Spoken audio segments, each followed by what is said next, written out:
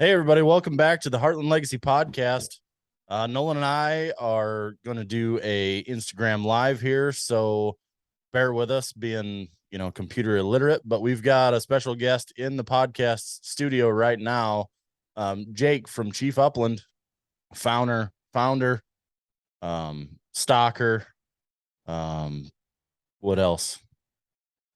Do it all. The guy that does it all. I think his wife probably does more, but I mean, he says he does more, so we're gonna go with that. Yeah. Well, she keeps me alive.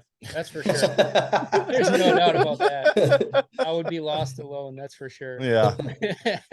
Yeah. She's a pretty good girl, but I'm gonna get this live going. So Nolan and Jake are gonna converse while we get this thing going. So you guys take it over.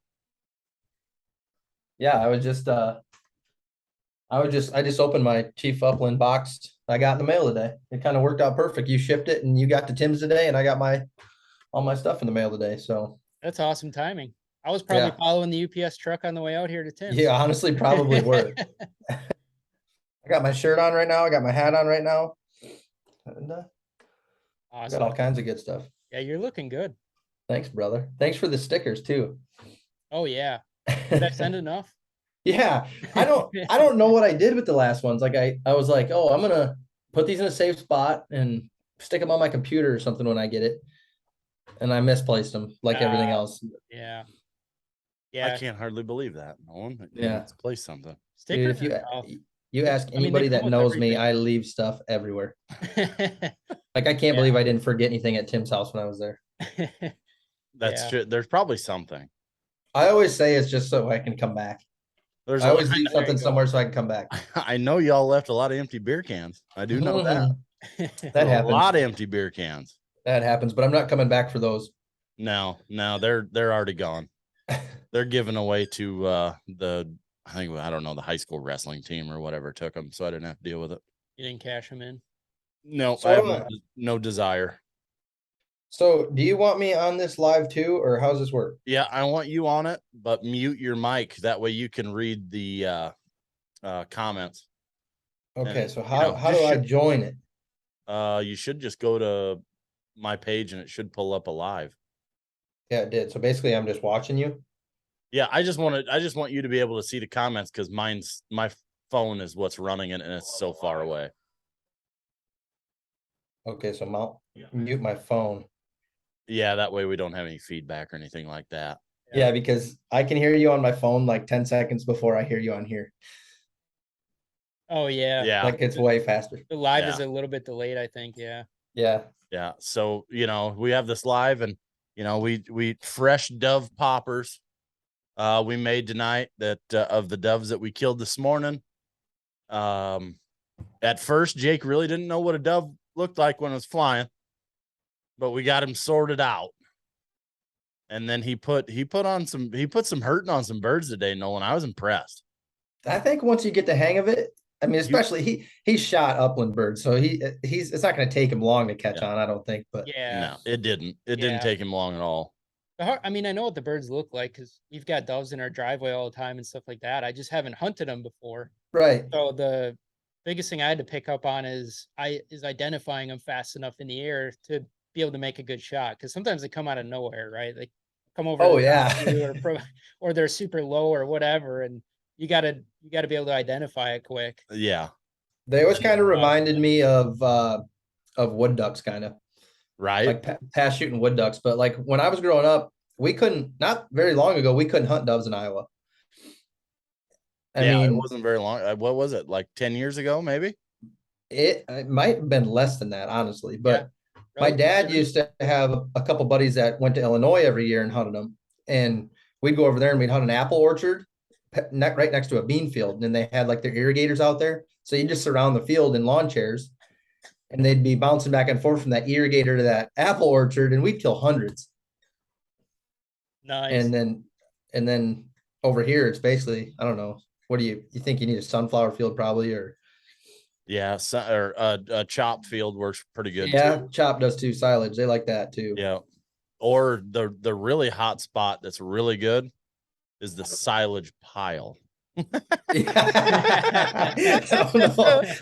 really like the stylage pile. Not supposed to tell anyone about Oh that yeah, stuff. I guess that's a secret. Letting out the secrets of dove hunting. I don't know if these guys can hear us very well either on Instagram Live, but I'm still an idiot and I need to figure out how to do it. That I hook So up. Mike texted me and just said I can't hear your side of the conversation. So like they I can't didn't hear even me. think about that. Yeah, That's why I was gonna join. Well, join and see if you can hear it, but I don't know if you're going to be able to be timed up to where we're equal. How do I join? Or turn your mute off. Yeah, but you still won't be able to hear me because I'm not like in your live. Oh yeah, I'd have to add you. Okay, hold on. Let's try this. We're idiots. We are idiots. Dude, we have so many computers and cords over here doing all this. That's insane. We're trying to map them out. Yeah, and Tim and I are really good at this. Hey, the podcast is great, but when you're trying to go live at the same time, then you got to start crisscrossing cords and. Yeah, it was just an idea.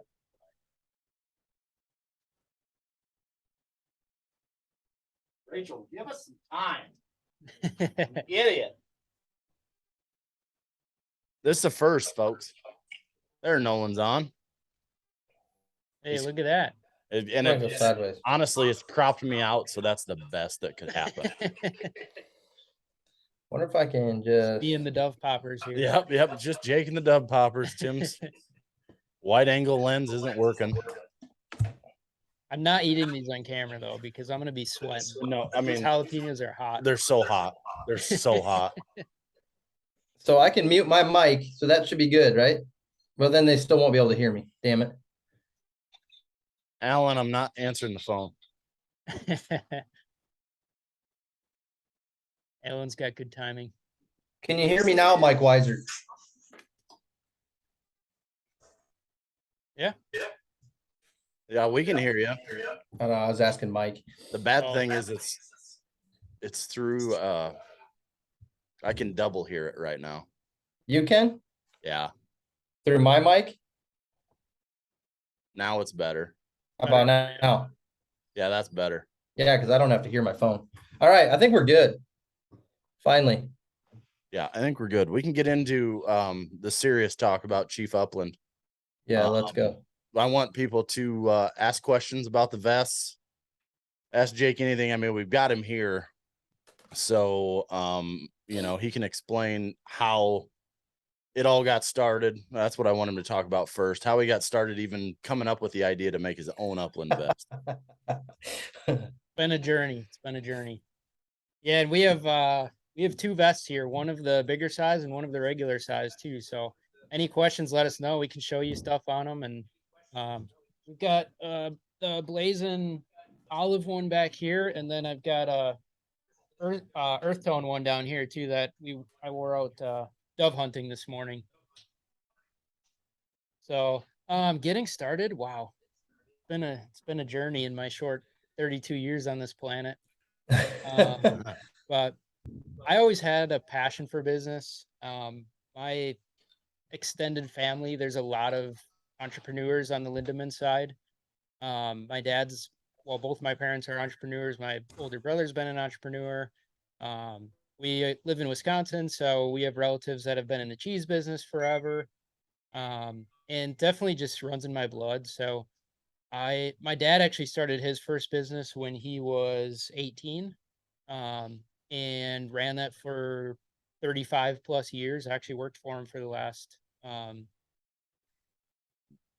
or 10 years, I guess, until we got acquired. But I actually beat him, and I started my first business at 16. So I got him by 2 years. So I'm expecting my kids someday to start a business at 14. Yeah, no kidding. But my first business was a skate and snowboard shop that I started in high school when I was 16. Yep. In Manitowoc, Wisconsin, where I grew up and where we still live now. So I would run that every day after school, and I did that for a couple of years until I went off to college for business school. And that became almost impossible to run during college. So I actually sold it. And then after college, starting in college, I had an entrepreneurship internship with a company called Dynatrap, and we manufactured, it's like a mosquito trap similar to a bug zapper. It just didn't zap them. It had a vacuum fan that sucked them into a cage. But so Really? I was only the second employee at this company other than the owners. And we grew that business from 800,000 in revenue when I started to 5 million in revenue in 3 years. Holy crap. And then that was down in Milwaukee. And at that point, I decided to move back to Manitowoc and help my parents grow their business, which was Wisconsin Fastener Supply. And we sold industrial supplies to OEM manufacturers. And so I helped them build that for a good 9 or 10 years then. But somewhere in there, I started another company with two of my best friends called Wisconsin Bow Bros. And we were a retailer of bow hunting gear. So like we were a dealer for Tacticam, XOP tree stands, Lone Wolf tree stands, and a couple other brands. And we did that for 2 or 3 years. And those are some leading brands now.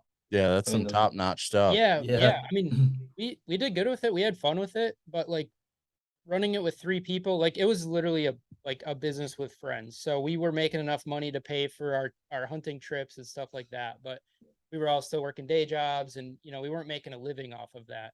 Right. And I always knew that from my experience at Dynatrap, I wanted to launch my own brand someday and be the manufacturer and be able to control the branding and the marketing and the community and everything like that. I just didn't know what the product was yet. But okay. I've been an outdoorsman forever, and like learning the outdoors, like the business side of things through that bow hunting e-commerce store, Wisconsin Bow Bros.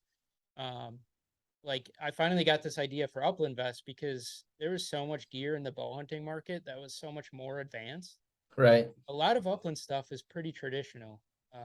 There's some more cool brands coming out now the last few years. But if you go back 3-4 years, like there weren't many Upland brands coming out with new stuff. No. And they were all pretty much the same. Exactly. Yeah. You had a pair of chaps, you had a pair of pants, and you had a regular old vest. Yeah. Yep. And materials have become so much more advanced. Manufacturing process is so much more advanced.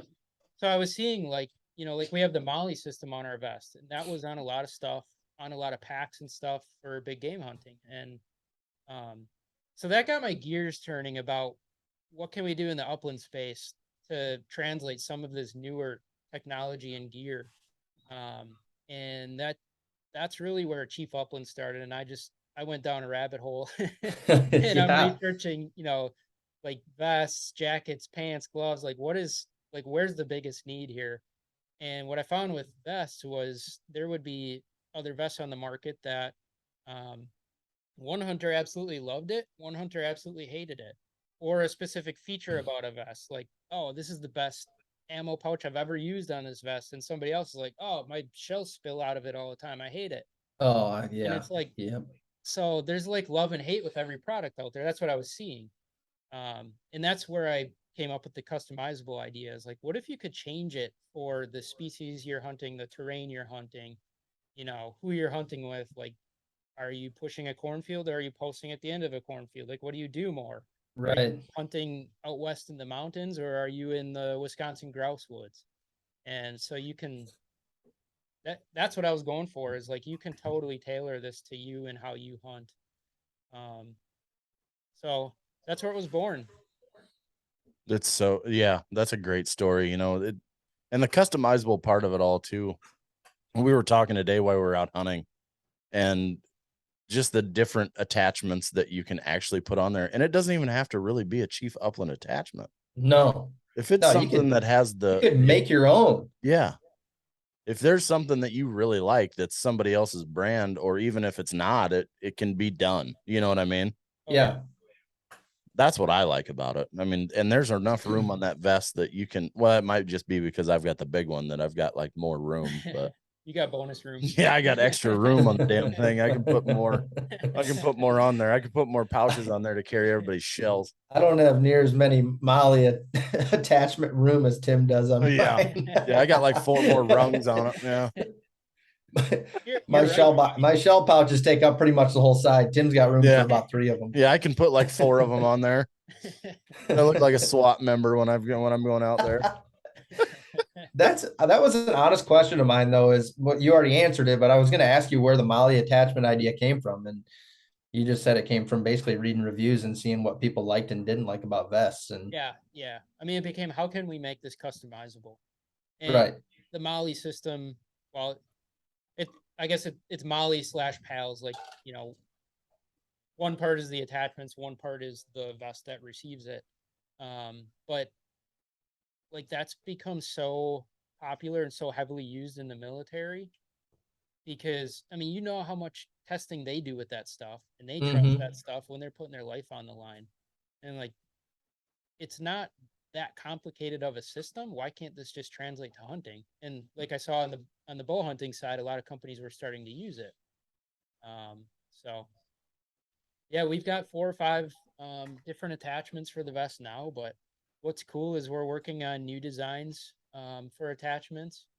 And like Tim said, you can use attachments from other brands. It's standard Molly spacing. But if something wears out, you can replace just the pouch instead of having to replace the entire vest. Yeah. If you want to change colors, you can change colors. As we upgrade stuff, technology advances, you can just swap out to the new technology, or it's such a modular platform. You can really do a lot with it. You've got it all going on, though. Like, you have like your art, whoever does your artwork is amazing, because half the stuff on your website is a drawing, you know, like of some of the newer products and whatnot. Yeah.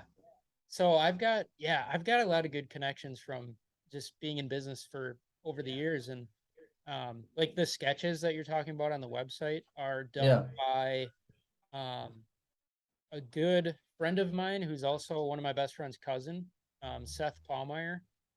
And he actually has his own branding agency now called Southpaw Projects. So I'm happy to refer him to anybody because he's super talented.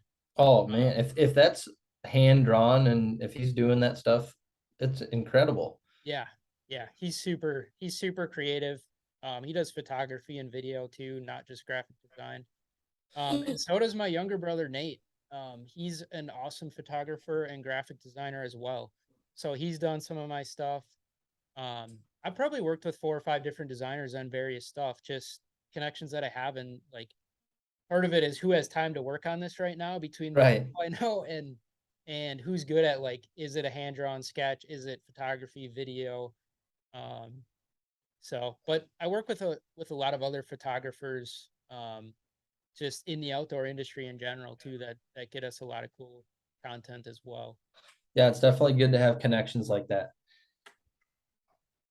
The more people you know, the more doors that can open. So yeah.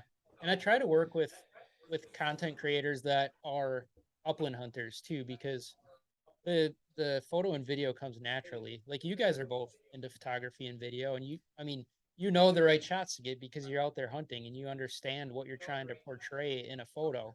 Right. But also, like, I can just give people that understand upland hunting like free reign to just do what you're good at, you know. I'm not the creative one. I want that photographer to take their specialty and do something cool with it and incorporate our products. And it's fun to see what they come up with. Yeah. You're not still double hearing me, are you, Tim? A little bit, but I can't tell if it's my phone or if it's your phone. I turned mine way down. Well, I think the other thing is I'm straight up and down so I can read, and you guys are sideways. Yeah, it'll be all right. That's It's just, I mean, if they want to look at Jake, they can turn it. If they want to look at you, they can keep it upright. We've had a lot of people bouncing in and out. I see that. I mean, I can see the names coming in and out, but as long as they can hear us okay, all that really matters. Yeah, let's hope that's right. Podcast, this will be on YouTube too, right? Yep. So We'll watch it. Yep, this video will be on YouTube. We're gonna start doing that too. Nolan and I were talking about it. It's just another way for people to be able to watch the podcast. And sometimes a visual is better. I mean, we're not very pretty, but I don't, I think we are. I think we're good looking. Yeah, I was on TV and I looked pretty damn good. So oh Jesus. Yeah. You know it. Dude, you're the bearded Upland. That's right. You're not messing around. I'm not afraid to admit that I probably should have shot that first bird that was in the episode. I'm not afraid to admit it. It's gonna be Travis 3 years, and he's gonna be the gray bearded Uplander. It's already there, bro. and Travis made sure that everybody that watched the show knew that I should have shot that bird. Did you watch it yet, Nolan? No, I have not. I haven't had a chance. I don't know where to watch it. You'll chuckle because Travis did me dirty. Did me dirty.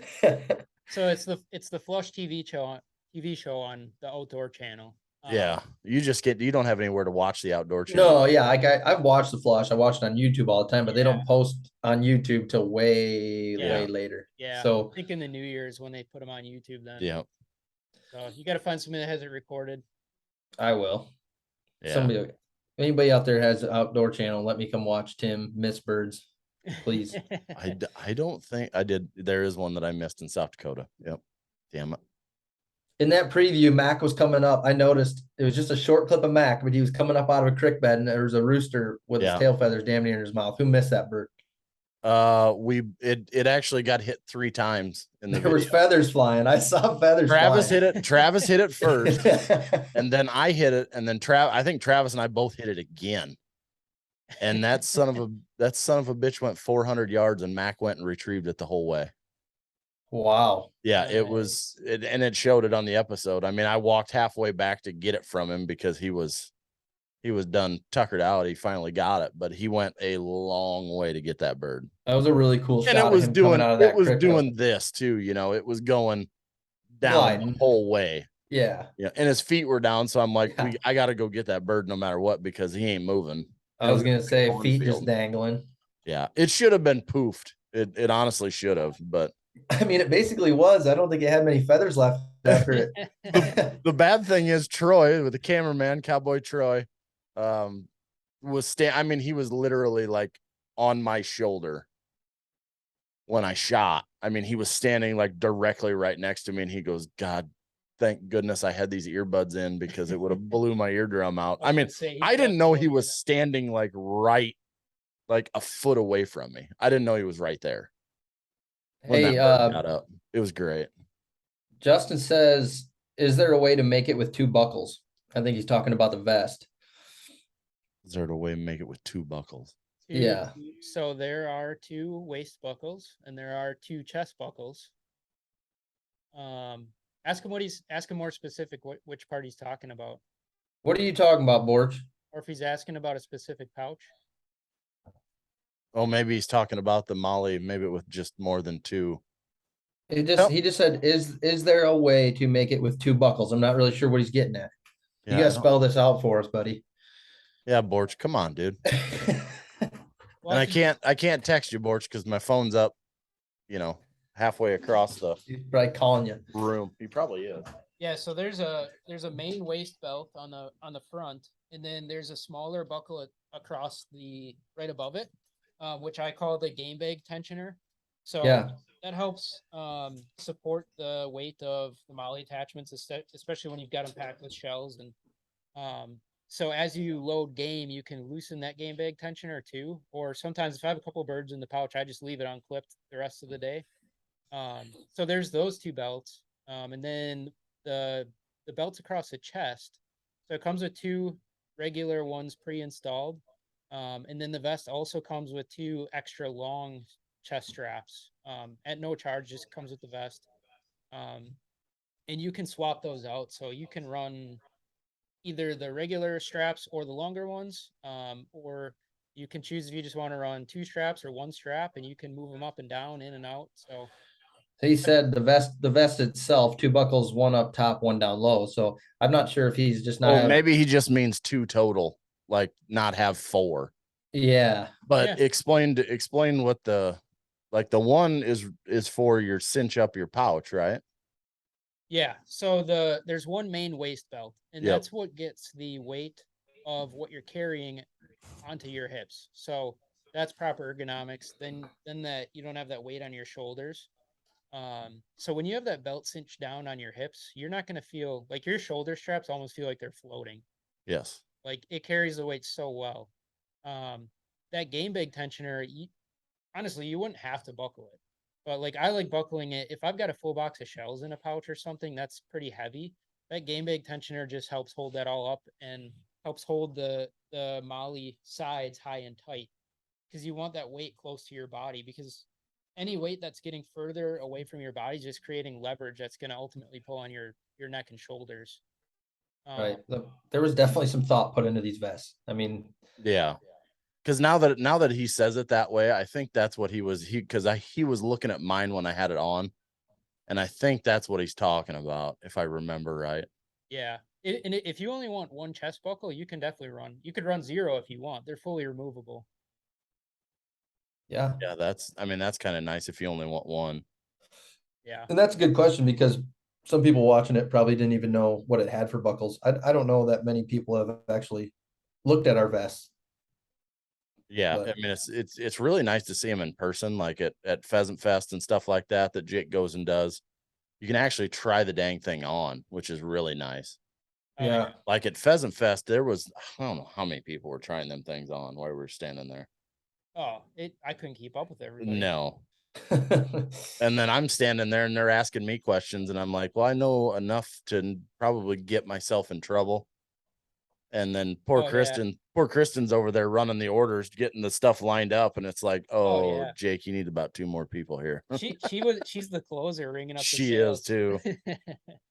Yeah, we were so slammed at Pheasant Fest. Tim swung by and he could tell how swamped we were, and that was awesome, dude. You just jumped in. Oh yeah. Tim was selling vests for us, showing people how it worked, and I didn't. Yeah. That wasn't planned. I didn't ask him to do it. So no, thank you for that. Well, yeah, definitely, because I mean, it was, and that was your guys' first one, and you didn't. And their booth, Nolan, was top notch. Their images were great. Their banners it was spot on, and they were on a corner, right on the corner of the aisle, and everybody was just stopping, trying on these vests. They're unlike anything you see really on the market. That's what I mean. And it's a front loading strap vest. There isn't any other ones out there. Yeah. No. Yeah. And boy, we just had Flush 'em and Dust 'em join. Oh no. Oh yeah. Hey, Tyler, what happened today, bud? I saw a nice video of you missing some doves today, buddy. Those gun cameras can be a blessing and not a blessing at the same time. Good old shot cam let you down. He said, go ahead and burn me in the comments. You know what's cool about that though it's real, right? Right. Like nobody goes out there and hits every single bird. And the way social media is now, everybody sees everybody having a perfect life. Yeah. It's actually super beneficial for people to see that, I think. And absolutely. The best hunters out there are still missing on a daily basis. Like that's one of the biggest reasons too that I like Red Arrow TV, because he shoots small deer. Like he doesn't care. He's out there to kill a deer and eat it. He's one of the few that are like that. The other ones you watch, they kill giants every time, and it's like, yeah, and it's only giants. They don't shoot anything else. They don't show the misses. They just show them killing that big deer in the half-hour show. Yeah. Yeah. Tim and I were talking about this or I don't know if it was yesterday or today. We got up so early for dove hunting, they're blurring together. We stayed up way past Dad's bedtime. Way past it. We got another question here. The Upland pheasant hunter said, how do you feel about flagging tails on point? Flagging tails on point. I'm wondering if he's meaning not a steady tail. Right, that it's just that it's moving the whole time. Yeah, like my dad's wire hairs literally lock up, but their tail wags the entire time. I'm guessing that's what he means. Yeah, I'd have to say so. That's another thing that we talked about today. I personally, as long as that dog goes on point and he's holding that point until I get there, I could care less if his tail's moving. That's just me personally. I'm not into it if the dog points the bird and the bird does not flush until, I'm relatively close. And then I don't care that once the bird flushes, the dog breaks. I'm not that guy either, because I've lost a lot of birds with dogs that hold steady until somebody releases them. So that's the thing. So breaking after the bird flushes, but the tail, I'm not that hard into it. I mean, it's personal preference to me. I can't speak for Jake, but like you're talking, like me and Tim are a lot alike in the fact that we love what our dogs do for us, and we've gotten ridiculed on social media so much for putting a video of our dog on and just, oh, your dog broke point, or your dog didn't hold past the shot, or your dog, and we don't want our dogs to do that. Like, I got ridiculed on TikTok last year because I had a rooster on the other side of a barbed wire fence line, and this bird was running on Willow, and she finally stuck him. Well, when we got up there, she crept in on him a little more. Bird jumped. We killed it. Oh my God. I got hate mail because of that from short hair guys. And they're all trial guys. They're all trial guys. Like, yeah. I mean, nothing against trial guys at all. No. People that run trials. Just the thing is, like, that's not a trial situation. Like, you're out hunting wild birds and crazy stuff happens. Yeah. And you want to come home with your limit of birds and put some food on the table. But I think to your point, there's such a big issue with judgment, and I see it a ton in the outdoor industry in general, not just upland, any kind of hunting or fishing. It's terrible. This is really anything in life, but you're going to be judged no matter what you do. Right. No matter how awesome you do or how terrible you do. Somebody's going to judge you because you were terrible, or somebody's going to judge you because you were too good. Right. And like, you got to just do you, and you got to, like, I was talking to Tim about training my dogs. Like, I am not an expert trainer. I'm not the world's best trainer. I don't claim to be, but neither are we. For my dogs. Like, I take my dogs out there to hunt. We have fun. We hunt with friends. We shoot some birds, and I'm not a professional trainer. I'm a gear designer, right? Right. So every time I'm out in the field, it's not going to look like I'm running a trial. Right. He also asked, which is pretty much on the same thing we just said, but he said, do you like the creeping point or a still point? Personally, my dogs do them both. It just depends how hard, how much sense in their nose. I don't know. And it depends on the bird too. Like, I mean, we're hunting most of the time. In Iowa, I'm hunting all wild roosters, all wild pheasants. And if anybody thinks that bird's going to sit all the time for the dog and not move, they're crazy. And if especially late December, the dog comes up and goes on point and then starts creeping because the bird's moving, I don't care. The only thing I care along with reading your dog. Yeah. You learn how to read your dog. If you know they're creeping, the bird's running. I mean, that's where I've gotten with my 5-year-old. Yes. I know she hasn't stuck that bird yet. And I also know that she will eventually. I just have to keep letting her creep until she does. Or the bird's going to flush out wild. And and then there's the other thing. I mean, do you, people are going to always ask, do you take that shot if the bird flushes wild? Well, I'm sorry to say, I'm gonna. 100%. I'm gonna, if the dog doesn't lock that bird down and the bird still gets up, but it doesn't even matter if the dog's working it. If a bird flies up when I'm out hunting and I can shoot it, I'm gonna shoot it. Yep. 100%, because that's what you're out there to do. And I don't think that one time is gonna ruin a pointing dog. No, absolutely not. That dog has so much of that in their blood that the next time they get a face full, guess what they're gonna do? Yep. They're gonna lock up and they're gonna be. Yep. They're gonna be fine. Yeah. And don't expect perfection, right? No. Like, right. If you expect perfection on a hunt or from a dog in the field, like, you can't let that ruin your day when something doesn't go perfect. You gotta have fun and learn from it and keep getting better. Speaking of dogs, I gotta go take one outside. This one's driving me nuts. No, good questions. Talk though, amongst because yourselves. Yeah. We got a little Ansel over here. I got to meet finally. He's Oh, awesome. I forgot that was a name. Somebody said earlier. Oh, Carly West. I love having Ansel in the background. I can't even hear her. They must be able to hear her. Yeah, probably. I'm sure my mic's he's been whining a little bit to go outside. Good timing. Puppies always have good timing, right? Oh yeah. Just like kids. Yeah. They're no different than kids. So Tim brought Mac out with us dove hunting this morning, and yeah, awesome. Like Tim was talking about Mac making that 400-yard retrieve when he was out filming with the flush. But yeah, even in the dove field, like Mac, he chilled out by us and stayed by us, and was pretty good at retrieving the birds right back to Tim, and it was awesome to see. It's really tough to get a short hair to do that. I know. Especially a short hair that's used to running, you know. Yeah, right.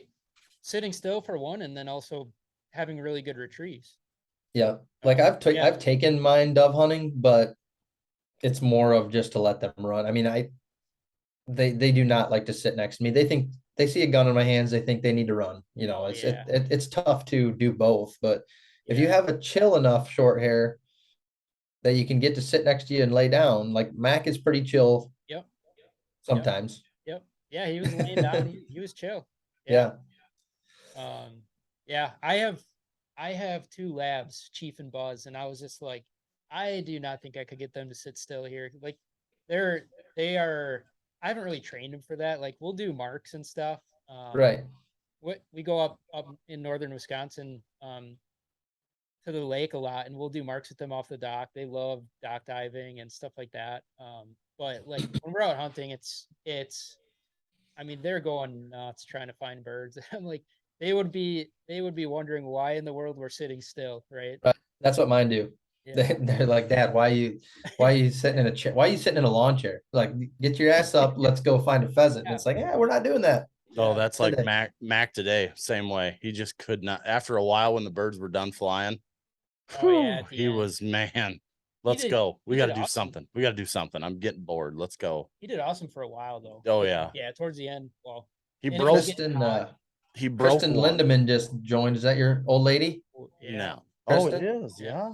My young lady. Shh. Oh, young lady. You don't talk about her anymore. Don't talk. You better watch your mouth. The one that runs the show just joined the chat. Oh yeah. Nope. I never talk bad about her because I know I wouldn't be here without her. Yeah, she's pretty awesome. Too bad I can't ask her questions. I got a lot of questions for her too. Well, ask them. She can hear it. If she's actually listening, ask her. Yeah, she can hear it. No, I don't know Jake well enough. I can't say how the hell do you put up with him because I really don't know how bad he is. He'll give you a smart answer, and it's probably yeah.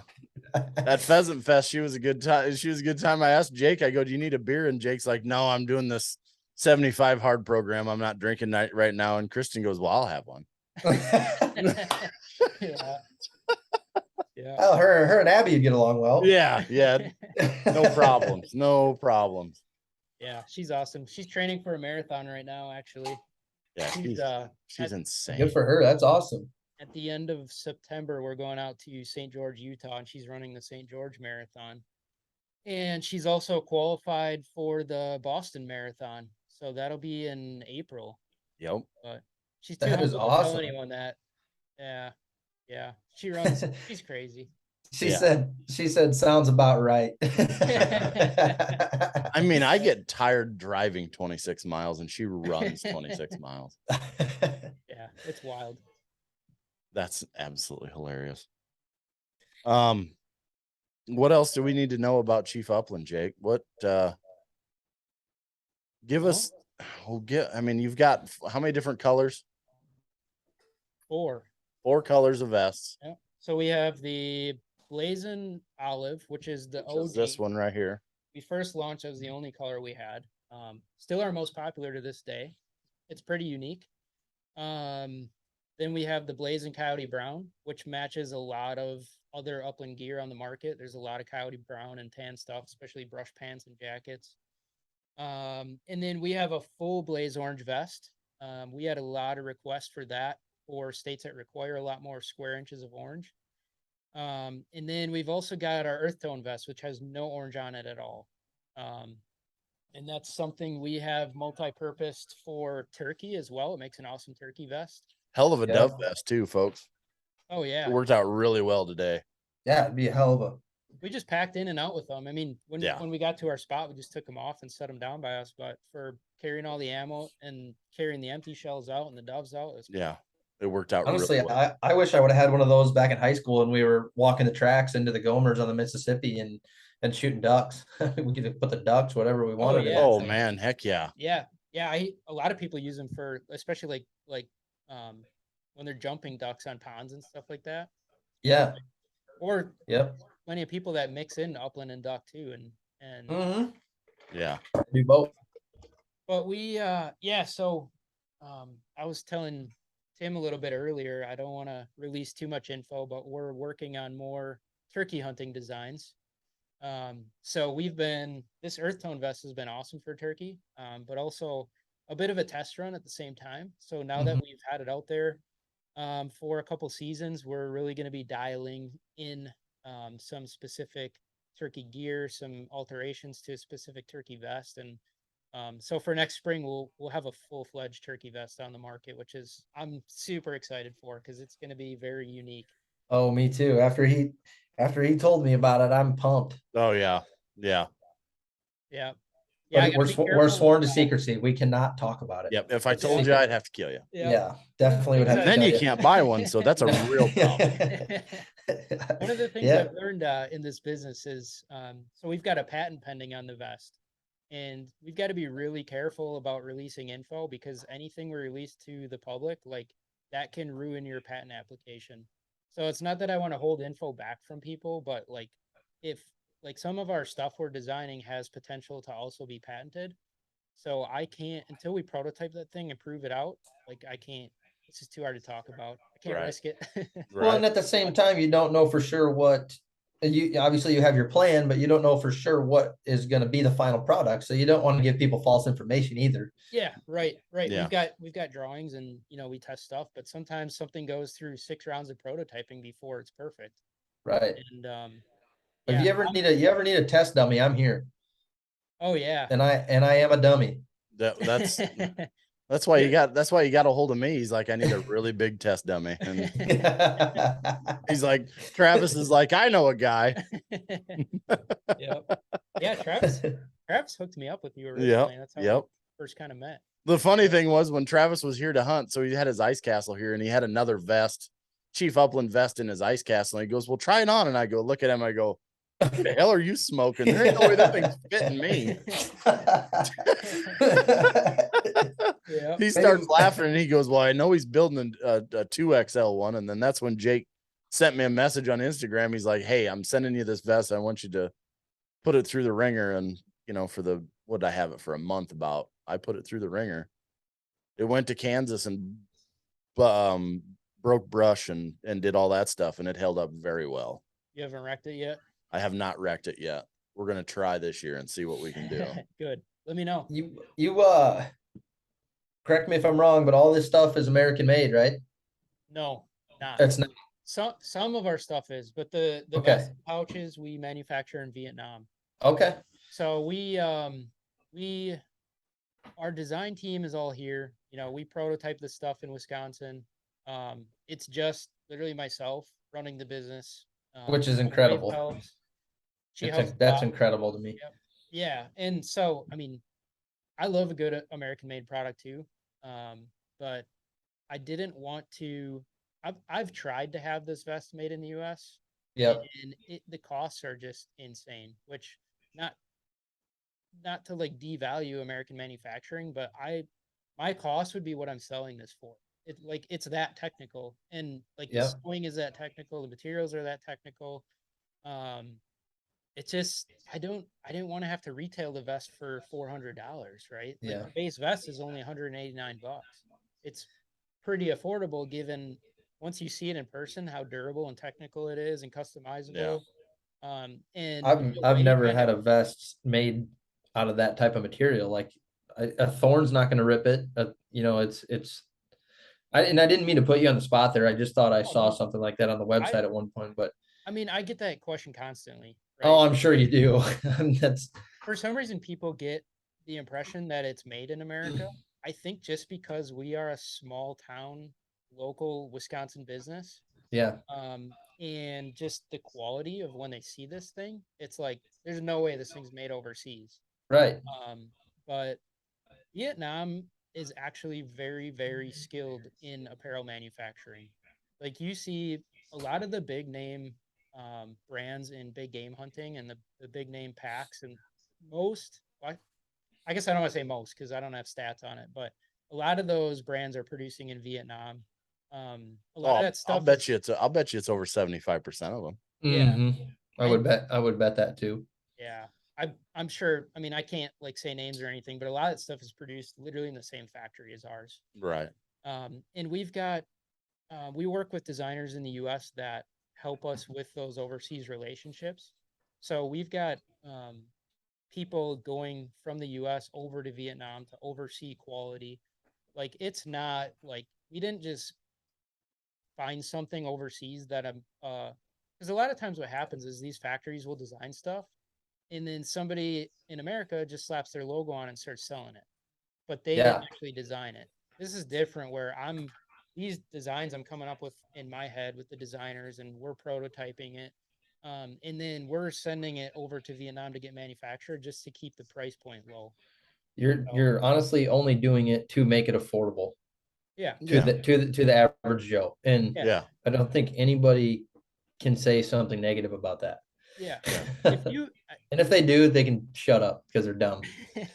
I mean, I don't blame anybody for supporting American manufacturing. Like the business I grew up in that my dad had, you know, we were supporting OEM manufacturers all over Wisconsin. Like I am all for American manufacturing. It's just that's not the strategy I had for this product. I think in the future we'll have products that are fully sourced and made in the US. But this, with how technical it is, it just didn't make sense because I can't charge somebody $400 for a vest. Yeah. Unless it's made out of Sitka. I mean, I didn't say that out loud. Never mind.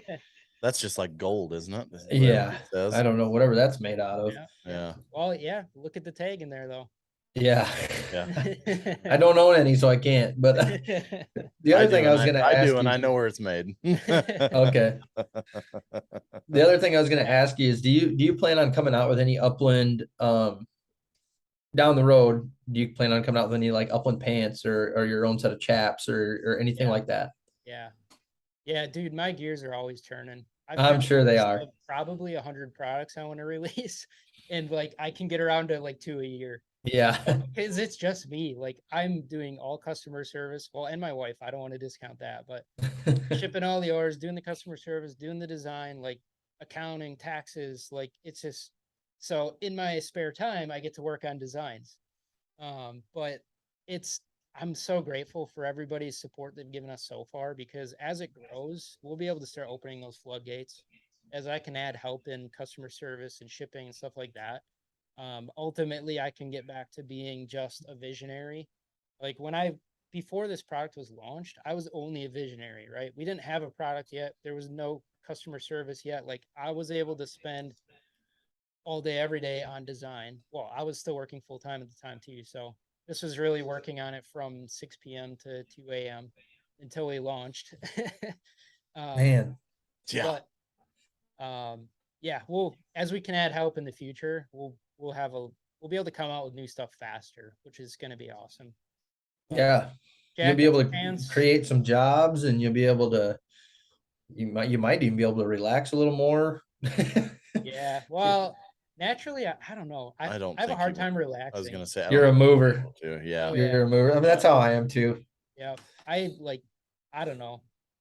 It's probably not a good thing, but I'm a workaholic. Like I have a hard time sitting still. Like if I'm home, I feel like I have to be working on something. Like, right. If it's not cheap, I at least have to be mowing the lawn or something. Right. It's hard to relax for me, but yeah, and my brain never shuts off. He was running down some of the ideas that he had, and it's just like he's definitely put some thought into everything. Just like he said, he's just got to wait and not release everything at once. Otherwise, he's going to be way overwhelmed. Well, and I'm not going to put stuff out too. That's a a half-assed design. Yep. Like I am gonna design every stitch of this thing, and we're gonna test it and prototype it, and like you. And we're I thought that was my dog for a second. But yeah, so I don't want to rush stuff out either. I want to spend proper time nailing it down. I think I'm not a businessman, but I think you're doing everything. I like everything you're doing. Yeah. For what it's worth. I don't know how much that's worth, but no, it's like I love hearing when people are happy or supportive, like, because we work so many hours and like behind the scenes, and just to have somebody say like, this is awesome, like that alone is such an awesome feeling, because you always have like this fear that, are people actually going to like this product?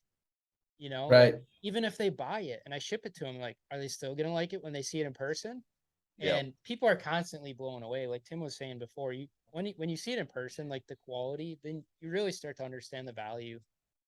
Yeah. There's a lot of people that are like, I don't, why are you spending $200 on a vest? And I'm like, look at the vest, dude. It's not your game hide that you're buying from Shields for $40 that, I don't know why my shoulders hurt so bad after I get done walking. It's probably more than that, honestly, but well, it is now, but I'm just, I'm old. So I'm thinking back in the day, it was like $40 and I'm, it's just like, you're going to spend on this quality product that's going to last you. It depending on what you do, it can last you 10, 15 years. You don't ever have to buy another one. Oh yeah. And see, like I got a Tenzing vest last year for Christmas, and that's like a $250 vest. And that was kind of that was before I knew anything about Chief Upland. And yeah, I was gonna, I was investing in this vest to hopefully have it for a long time. Well, in my experience, it does not take the weight off my shoulders. My back still hurt, like even with my irrigation pack and a couple birds in it. At the end of the day, walking, my back hurt. My shoulders hurt. And the one thing that pissed me off is the side zippers will not stay zipped.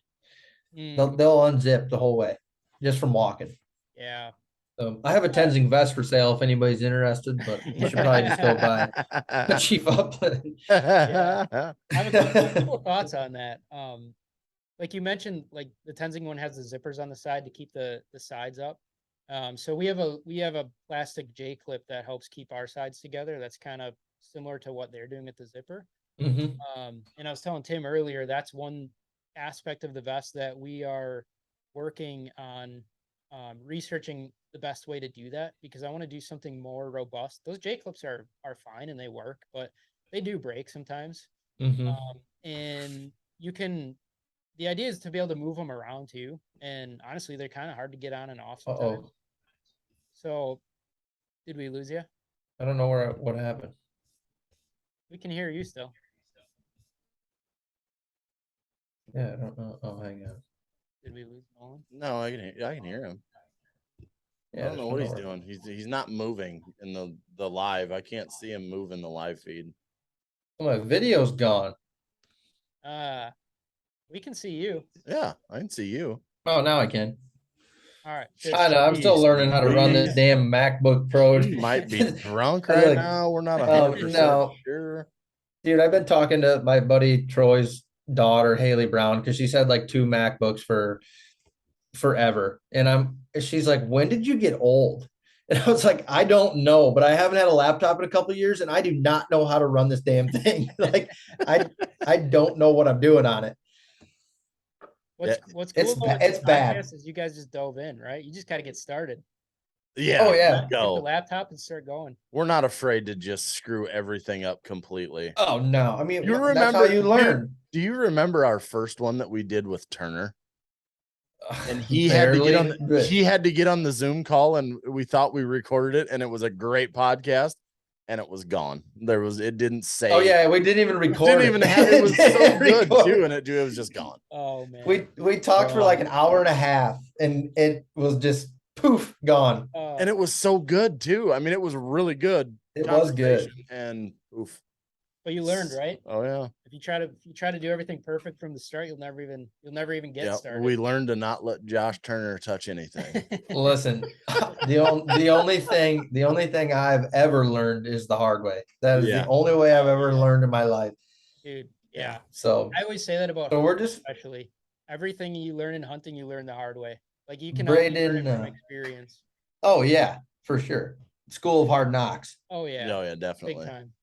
Braden Gross just came in. He's from around here. He's a big short hair guy. He just said how was the dove hunt today? I don't know if you want to kind of reiterate talk about how your dove hunt went today. Well, we really haven't talked about it, have we? We haven't. Let me finish my thought on the J clip because I left. Oh yeah, sorry. I'm sorry.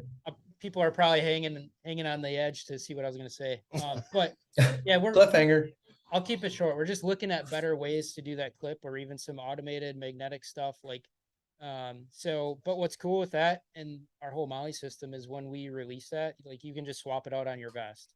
Like we'll put it in the new vest designs by default, but it's going to be backwards compatible. So that's like with this vest in a way, it's somewhat future proofed because we can upgrade clips. We can come out with new pouches, upgrade pouches, and you can swap that stuff out.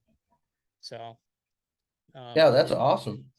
You mentioned the Tenzing vest and getting sore shoulders. And one thing I wanted to say quick on that is like, if the belt is sewn to the vest itself and you've got those wide panels hugging your hips, it ends up just hugging your body, but it can slide down too easy. So with our belt, it's 2-inch webbing, but it's not sewn. It passes through tunnels in the vest, but it's not sewn to the vest.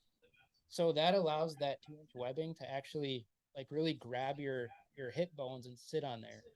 So it's just like, that's a little intricacy that as a hunter, when you're designing this stuff, like you notice those things, and that's what makes a difference and makes it so valuable. Well, and that's the weird thing too, is because when you try that vest on, it feels like the most comfortable vest you've ever put on in your life. But when you hunt all day with that vest, and like I said, you put 3 birds in your pouch and you walk and you walk and you walk. At the end of the day, your hips kill. Yeah. My hips and my lower back is where I noticed it most. Yep. Yeah, it starts sagging down, and then the ergonomics are all thrown off, and you got the wrong leverage on your body, and yeah. So dove hunt. Yeah. So I talk about the dove hunt today. This was awesome timing because Tim, you guys have been asking for a while to have me on the podcast, and you guys have been like, all right, you broken record. No, I mean that's all I need. Like I want to support you guys, but like I've just like been so busy. Busy dude. We had it scheduled once, and I called it off because I was so swamped, and you were going somewhere too that day. You were flying out the next day or something. You and your wife were going somewhere. It's like, dude, it's not that big a deal. Yeah, I've been flown somewhere every month this year. It's been wild.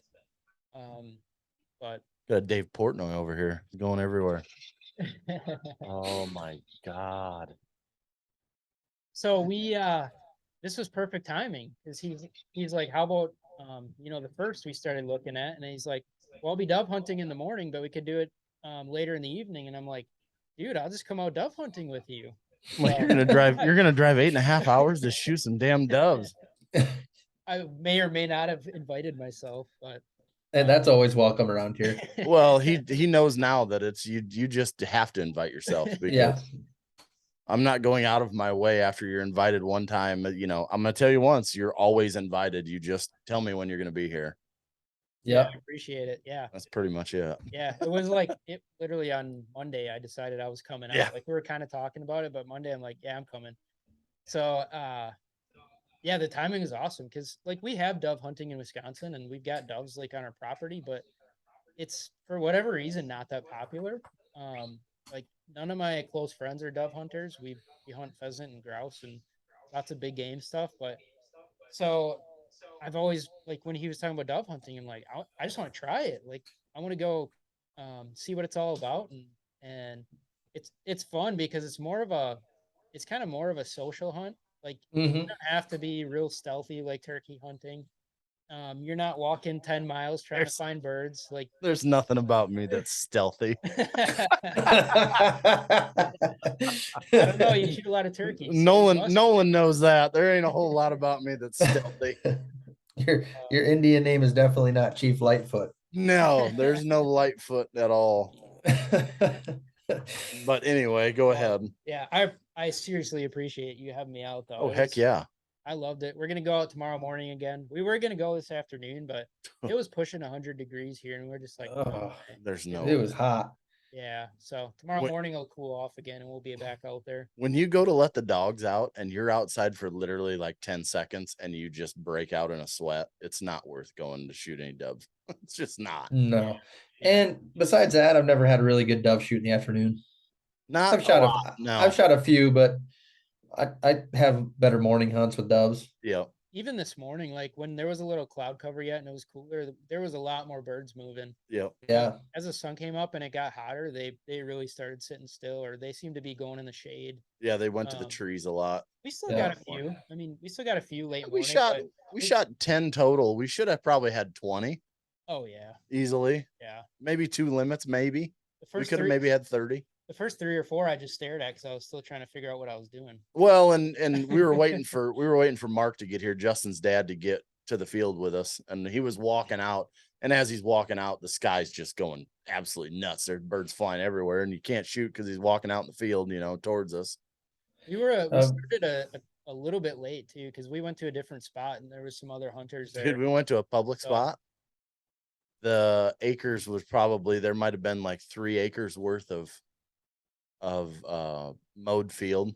There was 2 groups in that in 3 acres. Yeah. I had buddies last night. They always camp down in Vinton. There's a big sunflower patch and they have a campfire right in the parking lot. And yeah.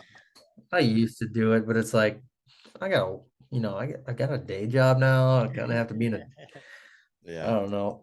Yeah. One's a cop. Carson, if you're listening, you're just lucky you're a cop and can do that. Yeah. I mean, it's a really good spot, and usually he has oats on the field, but this year he's got corn and he chopped the corn, which Alan and I usually hammer them. Like, I mean, you get your limit within 2 hours, but it was a little slower today. But I've dove hunted a lot of silage fields. Like they're definitely in them. They're definitely in them, but they aren't. I mean, like a picked like 2-week-old oat field, there isn't anything. But if it's the only thing out, like up here right now, I don't know how many fields are chopped. I mean, almost everything's chopped up here. I was surprised. You got roosters flying in your house? That's Ansel chewing on a rooster. Tim's house is just full of dogs and birds. Yeah. You've been here, Nolan. You've seen it. It's definitely full of dogs. It's definitely full of dogs. I love it. Which, Mac did really good today. He only broke one time that we were worried about shooting him. The birds were awfully low. Hey, come on. And but after that, he settled down, and I think he retrieved every bird. Oh yeah. So he was bringing them all back. Yeah. So he did really good considering he broke that freaking toenail yesterday, and I didn't think he was going to be able to go. Oh, dude, that looked nasty. I sent that to you, didn't I? Yeah, it looked nasty. It like made me hurt. And he had that thing chewed off 5 minutes after I sent that snap. Oh, he chewed it off. What the hell? I mean, good for him. Yeah, whatever, I guess. He's getting ready to go hunting. Shit. Yeah. But yeah, so it was all in all, it was a good day. I mean, we shot birds. What's your plan tomorrow? You got you going to the same place or same place, but in a different where all the birds were in the morning. Like the pigeons were all down there. The big collared doves were all down there. I love shooting those collared doves. Dude, we had one. It was the last bird we shot. Yeah, it was the last bird we shot. This thing landed on the high line. And come down, and he did one loop probably 50 yards away from us, did a circle. Then he come back and did another loop. And he was going away, and then he turned around and did this third one, and then that was it. He got hit twice. He gave us all the time in the world to get ready. And yeah. Tim knocked him one way, and I knocked him the other way. Yeah, you ever hear them things? You ever hear the noises they make? Yeah. Like yeah, it sounds like a crow almost. Yeah. Jesse Mickles. Have you ever met Jesse Mickles? We met him through kind of the whole Gator Outdoors thing, Bauer and I, but he shot a banded mourning dove today. Oh, no kidding. Yeah, they shot a banded dove. It was pretty cool. He sent me a Snapchat of it. Nice. Is he in Iowa? Yeah, he's You don't right know over by Preston. Preston, Iowa. No, Okay. sorry, Jackson County. He's one of them Jackson County. Oh, he's one of them. Where the men are men and the sheep are scared, over that way. Food owls and chickens get together. Yeah. know You know that where I'm place. talking. Yeah. That's pretty cool though. Yeah, that'd be awesome. That's one band I don't have on my lanyard is a dove band. Dude, did you see, speaking I've of got a lot of racing pigeons. I've got 3 racing pigeons on my lanyard do you really? that came into the spread. Oh yeah. Did you see, speaking of bands today, did you see Dave Smith's post on Instagram? Yeah, that guy on the road to 100 bands, neck bands. Oh my God. That was impressive. That's got to be like right outside of a reserve where they Has put to them be. on or something. Has to be. Has to be. I mean, It's I the don't only way. I don't get into bands that much, but that display was freaking cool. Absolutely. The display, the rack he had it on was awesome. Yeah, that's what I mean. I mean, I'm not big into bands or anything, but that's pretty cool. Nobody's really asking questions. I don't know if they just don't have any or they're just jumping in and out too fast, but Probably. No worries. is there anything else we want to cover as far as Chief Upland goes or Do you know Alan, Tim's friend Alan? yeah. That was Yep. in that flush episode. Yeah, pick. Yep. So that episode was awesome because well, it's just a cool show in general, but they had Alan in there and he's still active military. Yep. Yeah, going reserve, or whatever we call it. Going on 20 years. And they had him talk about it a bit in there. And he's done some amazing things for our country overseas and locally here too, on the local fire department and everything like that. And awesome dude. So I got to meet him last night. But before I came out, Tim reached out to me and he's like, if you have any vests left in stock, I want to buy one for Alan.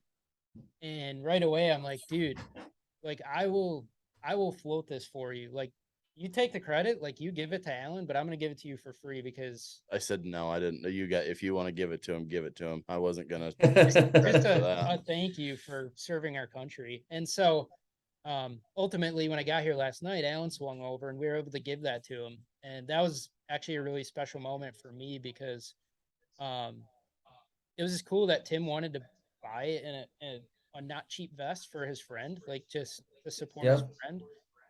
But me, like Chief Upland is a platform for me to be able to impact the world in positive ways. Yep. And I'm super supportive of active military veterans. Like I've got multiple family members that have served, and like that's super special to me. So to be able to hand that vest to Alan in person with Tim, like that was really cool. God, you should have seen his head too after he got it. It just goes.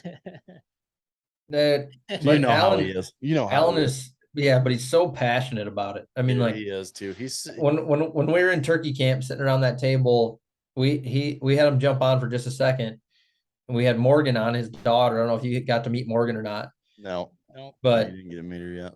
Super cool kid, turkey killing fool. But she is. He'd jump in and dude, he was tearing up talking about.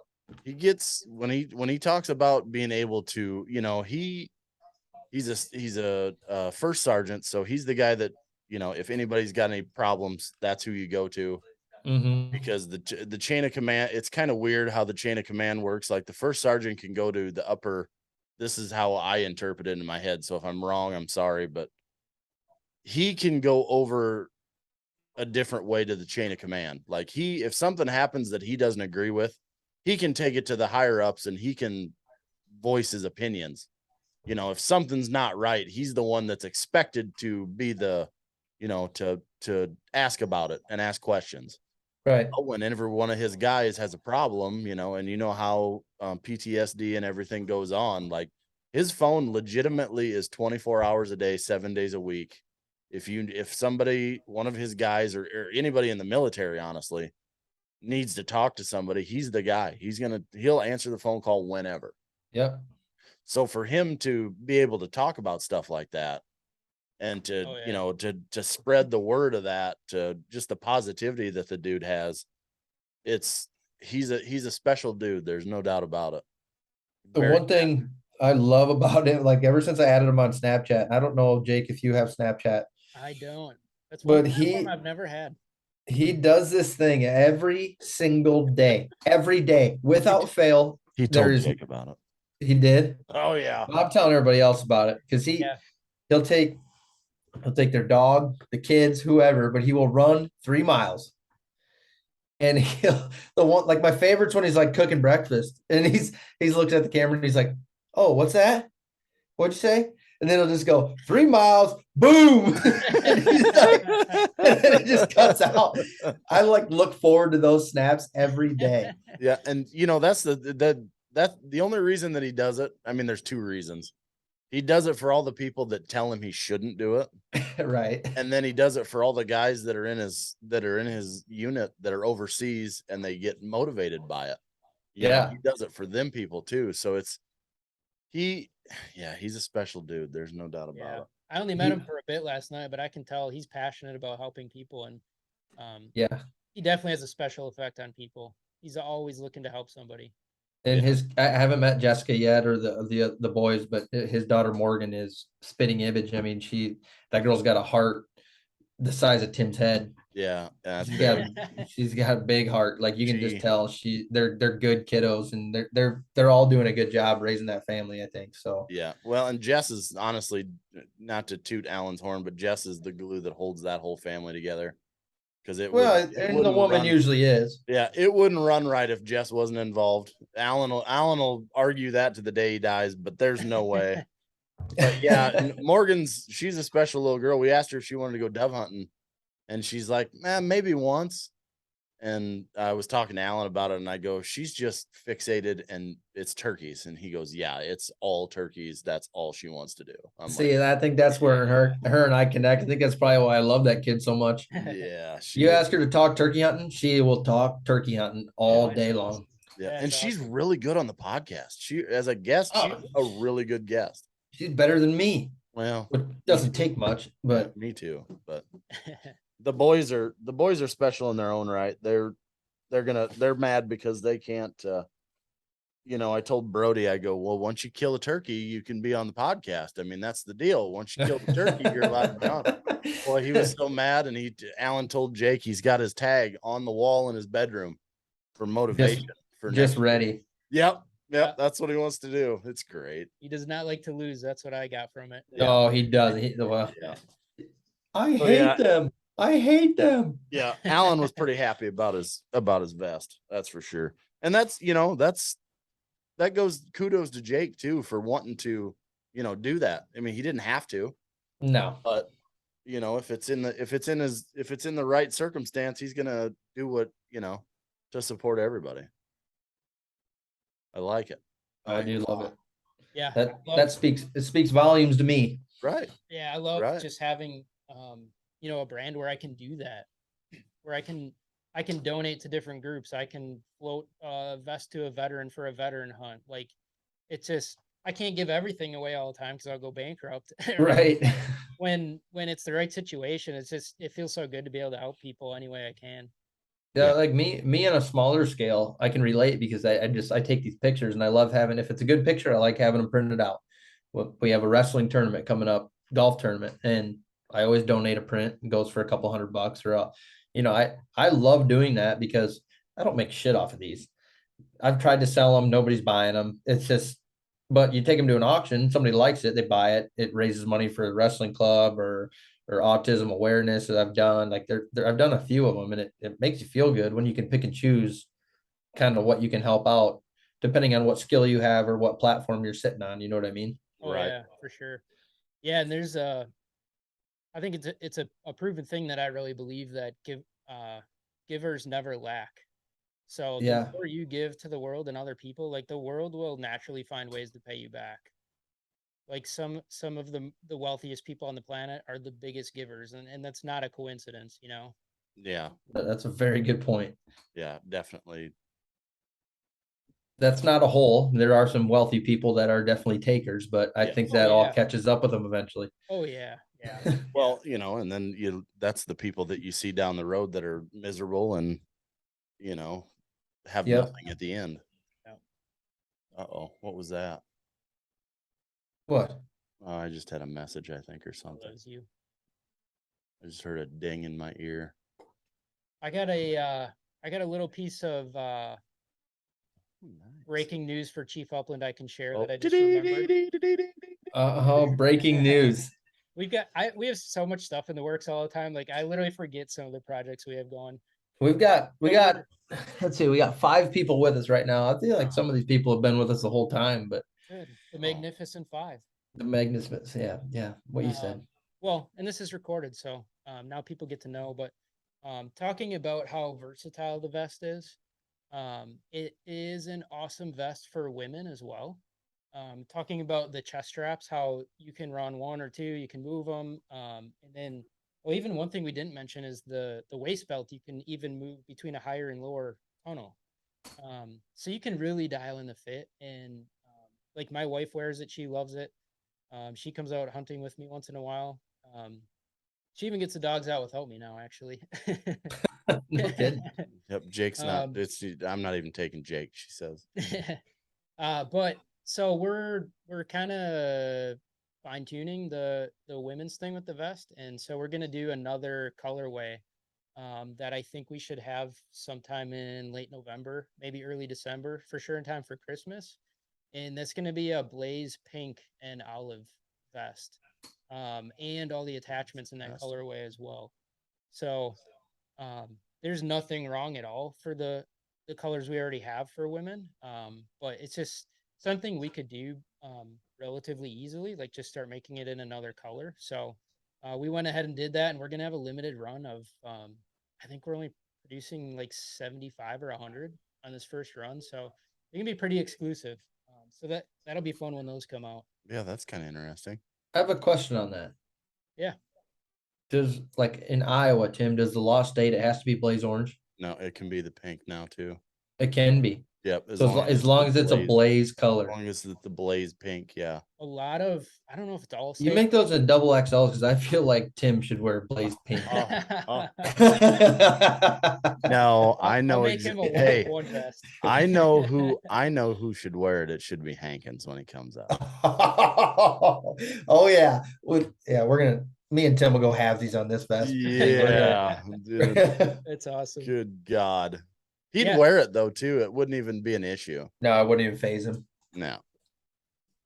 Yeah, a man's man, it really wouldn't bother you, would it? Full send. Yeah, you can get it, he can get it all bloody to where it really doesn't stand out as much. Well, that's awesome. That is just another thing. There's a lot of women that like that color too. I mean, they always want camo and pink. They always want it, or some do. Right. The pink color looks sweet with the olive green too. It goes really well together. I like that. But yeah, a lot of states now have approved blaze pink instead of orange, because I don't know why you wouldn't. It's just as bright and yeah, exactly. Flamboyant. Yeah. Yeah, it sucks if the person on the other end's colorblind though. I mean, if you're gonna Nolan. Yeah. This guy right here. So now is it all colors or is it just certain ones? There's certain ones. Yeah.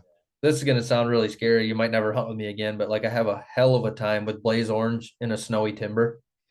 Really? Like when everything's bright like that and all the snow's on the trees and shit. Like when we're shotgun hunting, I'm the guy that has to know where everyone is at all times. Like I probably am annoying, but it's like I get scared. And there's been times where I let deer run by because I don't know. Because it just is like I don't.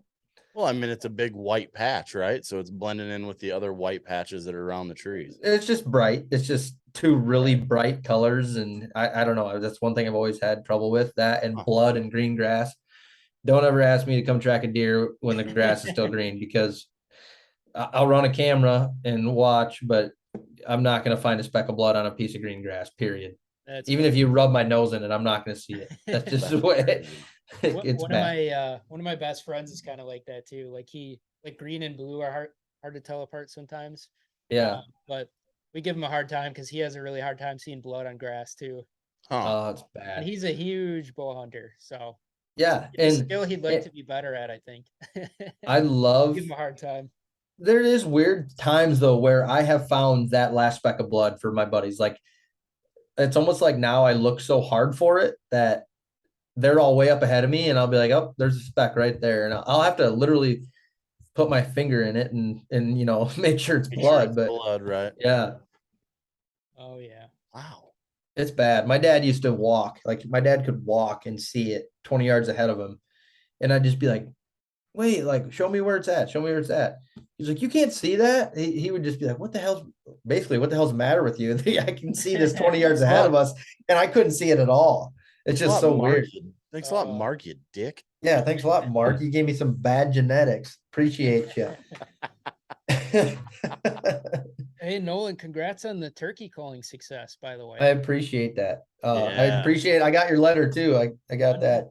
On to the national finals. Is that what it is? Yeah, it'd be the national preliminaries is what I'll be faced with first. And the cool part about that is there's guys up there that have literally taught me to fine tune my turkey calling. I mean, we've talked about it probably almost in every episode of podcast we've ever done, but Dave Owens, even Michael Waddell. Shit, I watched Michael Waddell. He's the MC now usually for the finals day. Okay. But he's been on that stage several times, and that's awesome. Like we talked, I still don't know how I'm going to keep my composure around those guys. Like to me, they've always been up here to me, and I've been like here, and I'm gonna have to stand shoulder to shoulder with them now, and I think I might just fall over. I don't know what I'm gonna do. You were nervous enough when we had Dave on the podcast, dude. I have seen him in person. I've got anxiety bad, and situations like that, I just psych myself out so bad. Dude, I struggle with that too, honestly. Like it's I can do stuff under pressure, but you get like imposter syndrome. Like, who am I to be doing this? Like yeah, going up against all these guys. Like who am I to be on this stage right now, right? And that's I've learned is super common. Like it's and that is 100% me. You can overcome it a lot easier. But yeah, I struggle with that a lot. There's guys around here that are like, oh, you're the best turkey caller I've ever heard. And usually my reply is like, thank you, but there's a lot better out there. Like, like I know because I paid so much attention to it and watched all these guys, but they don't know. Right. But it also shows that you're passionate about it and you care about it. Like, and I absolutely do. Like, and you pay attention and learn. I mean, you're actually watching to learn. Yeah, these guys are doing so. But like I said, I struggle with like what he said, whereas the fact that I don't feel like I'm that caliber that they are, but at the same time, I might be closer than I think. And I somehow need to learn between here and February that I might be able to compete with those guys. Right. Dude, you're there. You're there for a reason. You deserve it. I know, but you put in the work. It's easy to discount your work over the years, but it really is though. You forget how much effort you've actually put in. And like a lot of these people at the top of the game in any industry, like they're not that different from us. They just fine-tuned and kept going. Like they didn't start at the top. They were exactly in your seat one day. Yeah. You're meant for it, dude. It's not a mistake. Yeah, that's great. I appreciate that because we'll figure it out. I mean, what the hell? This year's be a trial run, right, Tim? Oh yeah. How did that bag of calls come out? Did you get her narrowed down? I haven't got it yet. Oh, you haven't got that? That was just Steve. No, he sent me a picture of him. Just a teaser. Oh, that son of a bitch. But he color coded them, did different stretches, different latex, so he knows like whichever one I pick that I really like, he knows which one it is, which is really smart because I didn't even think of that. The minute that you probably sent that to him, his mind was already going crazy. Well, he brought it up to me. No, that's what I mean. Like the minute that you said that you won that, yeah, that his mind was going a mile a minute. Oh, so was mine. Thinking about, he was instantly thinking about how we're going to do a call that is going to do, Nolan justice. We know him so well that that's exactly what the dude did. I should show you the messages because he's like, I think you need your own signature series. And I'm like, like, yeah, thanks. Like, whatever. And he's like, no, I'm serious. And I'm like, oh, well, in that case, send me a 20 of each. Dude, I'll be the first one to buy your new signature call. I assume it'll make me good at calling. I think it's a guarantee. Yeah. Well, the other thing that's got me Nolan's excited. Going to guarantee it, and if it doesn't work, you can kick Nolan in the nuts. I picked 2 off the wall cuts that I've never had before. Like I Googled and I'm like, you know what? I want to try that cut. I've never seen it. And I want to try that cut because I've never seen it. And I want Steven to come out with something new that might be appealing to customers too. And he blew all these calls. He said, and he's like, I like them all. He's like, I don't know how you're going to decide. And I'm like, well, that makes me feel better because at least they both sound good. Right. Nice. That's going to be awesome. So we'll get them, and I'll drive Abby nuts for about 3 days and decide which one I think is going to be. Yeah. She's just going to leave and go ride her horses. I mean, that's what she's going to do. Yeah. And when I say, the other thing I want to like reiterate is when I say like I'm probably not going to make it past the preliminaries, I'm not downplaying myself at all. And I'm not necessarily trying to set myself up for disappointment. It's just the fact that I've watched these guys, recorded myself a million times. I know the differences between me and them. And I do have time to perfect it, but people are like, oh, no, you're going to be fine. It's like, no, I'm not. I promise I'm not being negative. I'm going to go into this really positive. You're going to do as best that you can. It's not like you're going to be like, oh, I'm not going to do anything. So no, but there's none of those guys have ever gotten on the national stage and won it their first time, to my knowledge. I don't think it's so. Just, there's got to be a first. Yeah, there's got to be a first, but you respect those guys, right? Oh, huge. Huge. Do your thing. Like don't do exactly what they're doing, right? Like you said, these new cuts you're trying out, like that's your thing now. Like just kick it up a notch and don't be afraid to do something different. Yep, that's what we're gonna do. That's the plan. Yep. But if we can have fun doing it, that's what I'm all about. Oh, even better, right? Even better. Tim was talking about going to Nashville to watch you, and I was like thinking I got to go down there and watch that. Yeah, you then do. But then we look up the weekend, and it's the exact same weekend as Pheasant Fest. Yeah, I don't know why they did that. I wanted to go to Pheasant Fest this year too. Dumbest thing. You're talking like all the outdoorsmen in the whole United States are going to be in 2 separate places on the same day. Yeah, and it's 2 bird things. It's like you've got upland game, and then you've got turkeys. Like all the birds we can kill in the United States on the same weekend. Let's go to 2 places across the country from each other. Come on. I would have loved to have a booth at that NWTF event too. That would have been awesome. But we're gonna have to have a sit down with Bob St. Pierre at some time, and we're gonna have to say, hey, listen, bud. More. Yeah. NWTF is on this weekend. Do it in the beginning of March again. You and Pheasants Forever need to get along. You two get along. Yeah. Split weekends. Yeah. Because it's hampering our fun. Yeah. And quite frankly, it's saving me money. So please stop doing that. Yes. Oh shoot. Yeah, it'll be good either way. I mean, we'll make do with what we got to do. I mean, I'm not going to miss going down to Nashville to cheer on my boy when he's on the stage at the big one. So yeah. And Jake, though, if you do get that, when we do get that turkey vest going up and running, and if you can, if you have to be in Pheasant Fest and I have to be down in Nashville, guess what? We can do both. Promote the shit. Yeah, we will. Oh yeah, dude. Yeah. We'll cross that bridge when we get there. But yeah. I'm totally open to ideas. Let's brainstorm something on that. Yeah, definitely. I mean, we can even, that's the other thing too. We can talk with Steve, and maybe on his booth we can have a vest hanging there or something. Oh yeah, he'd be 100% okay with that. Right. Have you ever heard him argue anything? Only with his wife about flats and grummies. Yeah. Well, I'm gonna have to connect with Steve. You'd love Steve. Steve, well, he's a good old Southern boy. So yeah. He's a good dude. But yeah, talk about a guy from didn't know me from Adam and has helped me out a ton since. That's awesome. And his stuff the quality is just through the roof too. Just like Chief Upland. I mean, that's kind of what Nolan and I have strived. It's kind of a trending thing. Yeah, we're not gonna back anything that we don't wear or use that we don't believe in. It's just not gonna happen. I really appreciate that, but I mean, it just like you guys can see the people that are passionate about what they're producing, right? Oh yeah. Definitely shows. So like Steve with his brand, and um, it's awesome for us, and I'm sure Steve appreciates it too to have support from guys like you, that are like you guys have helped push product and literally ask for nothing in return. Like the Right. best you guys have, you paid for. So I mean, I'm happy to help you guys out more in the future, but like that's how a good relationship starts, right? Right. Yeah. Well, that's the thing is even if like we were best friends since we were kids, you don't your best friend goes into business, you don't ask him for free stuff. No, never.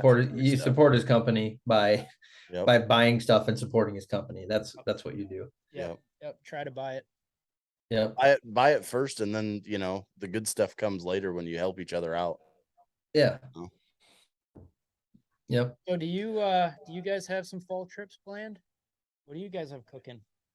I just have South Dakota and Kansas, and that's it.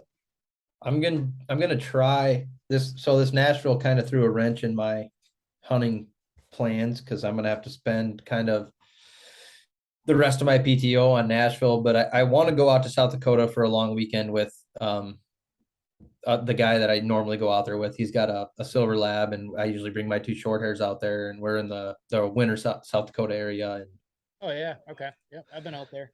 God, I love it out there. We are lucky enough to have a big piece of private out there that he can hunt, and I've been lucky enough to get the invite every year. Nice. Last year I couldn't go because I had 0 PTO. This year I said I'm in for sure. So like I have to be in for sure, whether I take a couple unpaid days or what, I'll do that. But yeah. Right. That's also where like my dogs thrive in South Dakota. Like they hunt great here, but I love watching those dogs hunt those reed sloughs, and it's just different out there. And watching them work their nose out there is just incredible. It's definitely special out that way. There's no doubt about it.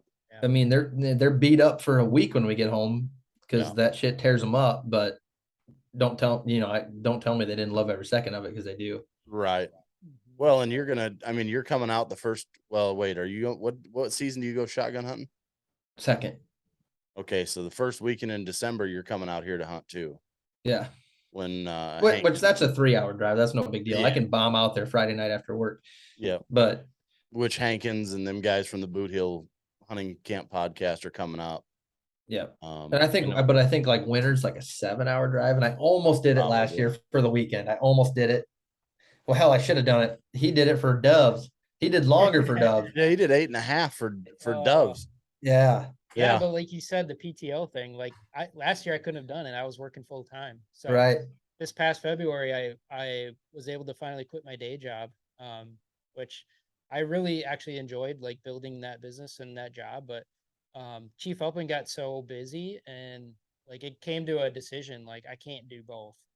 And what a milestone for you, though, right? I mean, oh yeah, that's every guy's.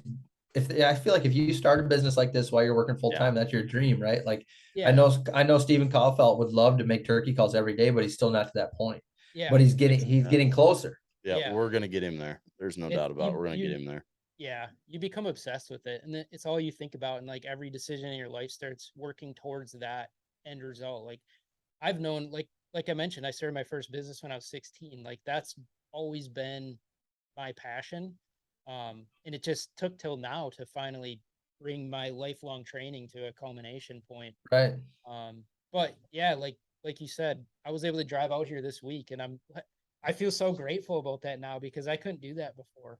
And now that I'm fully self-employed, it's like on Monday I can decide to go on a hunting trip on Thursday. And I feel so blessed, it's been a lot of hard work, but see, and I'm the opposite right now, where you used to be, whereas I feel like I missed out. Like I was supposed to be out there for that flush episode with Tim and Alan, like, but I couldn't swing it. I was supposed to be there last year when Tim and those guys did that weekend pheasant hunt, and I couldn't swing it.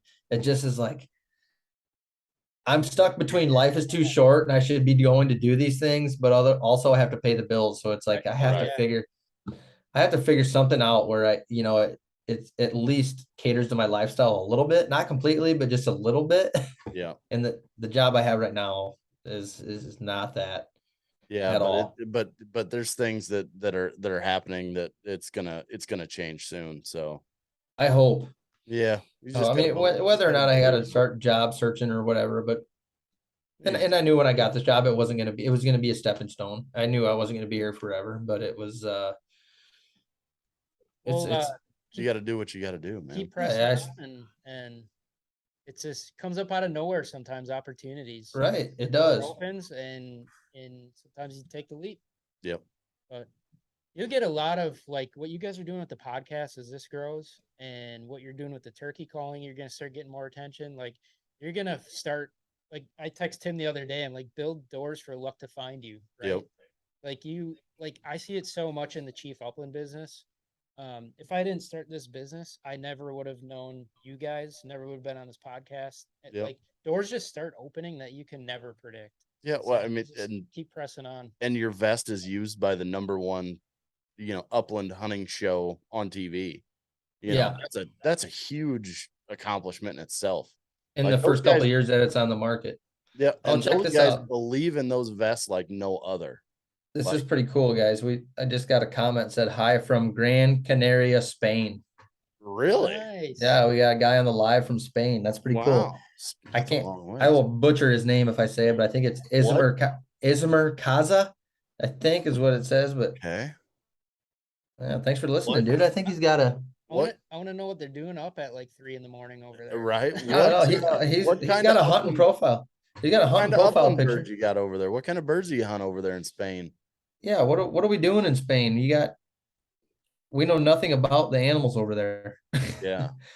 Like what kind of birds? I'm sure that they've got, pheasants I'm sure there's pheasants everywhere, but I'm curious to hear what's over there. Yeah, that's really cool. Like I'm sure there's some partridge over there of some sort.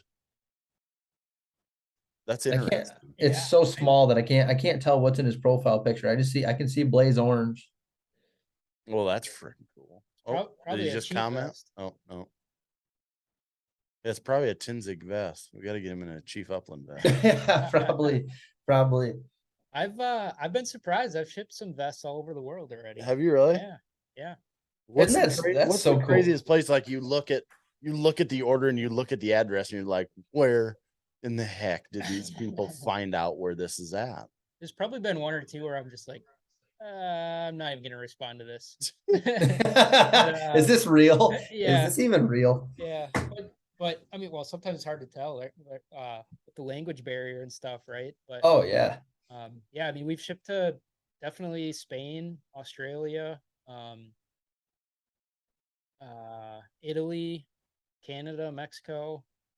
I mean, I'm forgetting a few too, I'm sure, but it's interesting how we don't do any marketing in other countries, but people find it through Google and social media. Yeah. Well, I mean, we started doing this different podcast platform, and what was it? Our #2 listening country was Germany. Yeah. And like our number 3 was the UK. Yeah. It's like, how do these people find our podcast? But that's the power of social media, I guess. I don't know. Well, and on the podcast platforms, if you put in the right tags or whatever, when people search podcasts, they search for specific, like categories. And it's cool though. Like, that's awesome.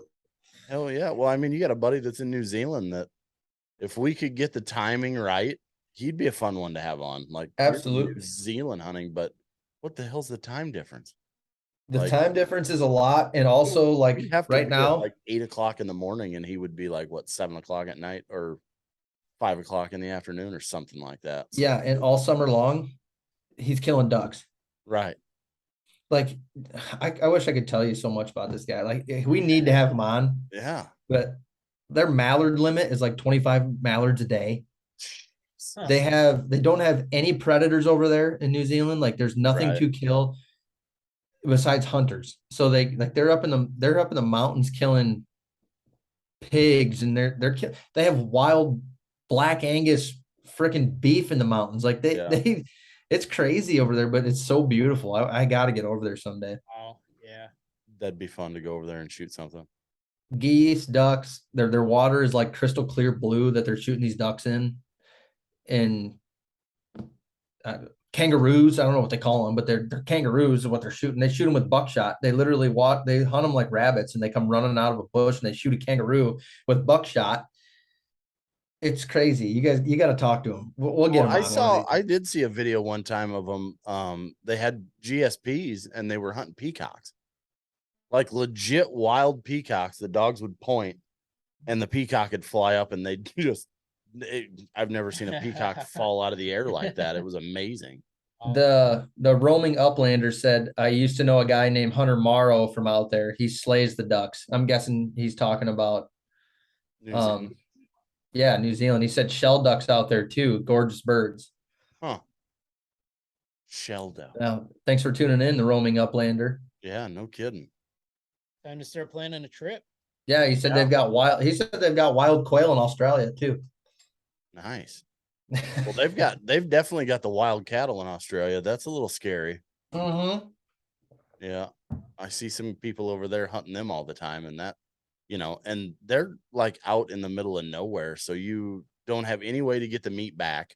So you take off what you want to eat that night because they're all invasive. And then you just let everything else eat what's left. It's like, it's crazy to me, but it's also 110 freaking degrees. Yeah. And that's what I was saying. Like with New Zealand, they don't have predators. So there's like no big game. Their laws are like nothing because their population is going to get out of control if people aren't killing them. Like they have to. Kind of like Hawaii's the same way. There's nothing there that there's no predators there either besides cats. Like house cats that get out, feral cats. Yeah. He said, love the podcast. Thanks, buddy. Thanks, man. Appreciate it. That's what's up. That's the thing that you need to start loving is Chief Upland Vest. So check that out. Chief Upland, chiefupland.com. Yeah. I'll take it. I've been enjoying your podcast though. You've had some really good guests on. Yeah. We like to make sure everybody gets everybody gets a little something out of it, Yeah. We were fortunate, like really early to have some really good guests. And I really don't know how we did it, but like what was Jim Shockey, our 13th episode? 17th, I think. We had no business talking to Jim Shockey at episode 17. None at all. I want to do over. Like I want to talk to him now. Telling Jim, well, he's laid up right now. I'm sure I could send him an email and a message and say, hey, since you're not doing anything right now. Oh boy, Lauren just joined. Lauren did? Oh, great. Well, I can tell you from a marketing she's crying, laughing. From a marketing standpoint, like as a brand, we want to get the word out. So like thinking like Jim Shockey, like he wants to spread his message. And podcasts are so popular now. And when you find something like you guys, like that are so passionate and genuine about it, like that, like word of mouth is so strong. And like, so that just tells me that Jim enjoys what you guys are doing, and sees value in you guys, helping spread the word. So, well, and that was pretty much what he said. He's like, I'm the guy that you guys looked up to, and now it's time to pass the torch to your generation to, carry on the conservation torch, which, I get that for sure. That guy is nothing like, I guess he's everything that you would expect him to be, which I feel like people that are as big as him aren't always that. Tim and I asked him at the end of that episode, like, hey, would you mind sharing this on your Instagram? Or because at that time we were trying to build followers, and obviously we still are, but he's like, well, hang on a second. And he on FaceTime, he walked us into his editing room, and there's these two guys sitting around a computer, and he's like, hey guys, can we share this on our Instagram? And the two guys were like, yeah, we could do that. Yeah, share what? These guys' podcast. Can you share it? And yeah, it was awesome. Nice. Dude, it was literally, I sent a message to him, and within 5 minutes, he sent me a message back. Like, a guy, with his stature, how are you that, humble and just awesome? It's crazy to me. Yeah. Someone said, Greg Seek said, what's up, fellas? Well, Gregory, what's happening there? What's up, Greg? Buck Killer. Alex Barr said, what states are turkeys the hardest to kill? I don't know the answer to that. I always hear Mississippi. I know where I've been with Alex. I can't kill one in Wisconsin. I've tried twice now. I cannot kill one there. I have a hard time. This last couple times I've been to the Black Hills, it was pretty damn tough. Well, I don't know. Are you going on public land in Wisconsin when you go? No, private, like Vortex tried to buy this ground, like the best possible ground you could stick me on, and I cannot kill a turkey there. It's honestly the most embarrassing thing I've ever done in my life. Like, he can blow on a call like no other, but to kill a turkey itself, I don't know if he can get it done. He's too I'm starting to think he can't do it. He can't do it in Northwest Iowa either. I think I see some fans on that wall back there. Yeah, but that's all Northeast Iowa. No, one's Nebraska. There's a Nebraska fan there. There's a South Dakota one there. There's a South Dakota fan underneath there. Yeah. Nice. But nice. The Romy Uplanders said, dude, I guided in Georgia for turkey this season and it's hard as shit. I believe that. I believe that. Yeah, I've heard those southern states are not. Well, do you think there's so many turkeys down there, or so many turkey hunters? Roaming uplander, do you think that's a pressure thing? Do you think it all stems from the pressure? Like, I mean, Lauren missed it. Sorry, keep going. There's what I think of Iowa. There's certain places in Iowa that are extremely hard to kill one, but there's also places that are like they're the dumbest things in the world. He said pressure. Yeah. He said pressure is what he thinks it is. And I agree. I haven't been down there, but just from seeing it, I think there is so many turkeys hunted. Look at the amount of calling competitions there are down that way versus here. Yeah. Like there are turkey fanatics down there. Yeah. Lauren missed it. She'll have to go back and listen, or you can reiterate it. But she said, let's talk about women's hunting gear and when Chief Upland is going to come out with a women's hunting vest. Well, you missed it by about 5 minutes, Lauren. You're a day late and $1 short, Lauren. Yeah. Just give her the rundown again, just to ease her mind. Well, first of all, our vests are for women also. My wife wears hers pheasant hunting. She loves it. Oh, and grouse hunting. But we have tons of women wearing them. So it definitely fits women. It's super customizable. Like I mentioned, you can move the waist belt up and down. You can move the chest straps up and down. You can run 2 chest straps, 1 chest strap. So you can really, really dial in the fit. But yeah, something that I mentioned earlier that we just announced on this podcast is we're coming out with breaking news just a little bit ago. You missed it. We didn't have a banner or anything. I didn't tell you. You didn't even tell me. No. But yeah, we're doing a blaze pink and olive colorway of the vest and all of the attachments to go with it. So those are going to be available probably like the end of November, maybe early December. But definitely should be in time for Christmas. So it was kind of a late idea this year and kind of a late addition to the lineup, but we got it going. So we're trying to get them done as quick as we can. Yeah, I don't know if I see Lauren wearing a pink vest. But maybe she'd be down for it. But it's nice to know that the other ones are fully interchangeable for women too. 100%. Yeah. She sent like 4 flexing biceps, so she's flexing on Justin right now, probably. Well, I mean, she can run the dogs better than Justin can. Absolutely. I met her one time, and I absolutely wholeheartedly believe that. Yeah, she drank whiskey straight. A lot of whiskey that night too. She said I won't wear pink, so she's out. But Lauren, but the other colors all work. Yeah, these vests will fit you. Yes. Yeah, the vests are all the same between the colors. We have 4 different colorways. Yeah. So Lauren, get on Chief Upland and buy that, and also go to our merch and go ahead and get all of the stuff, Lauren. I know you want to buy it. You already said you were going to.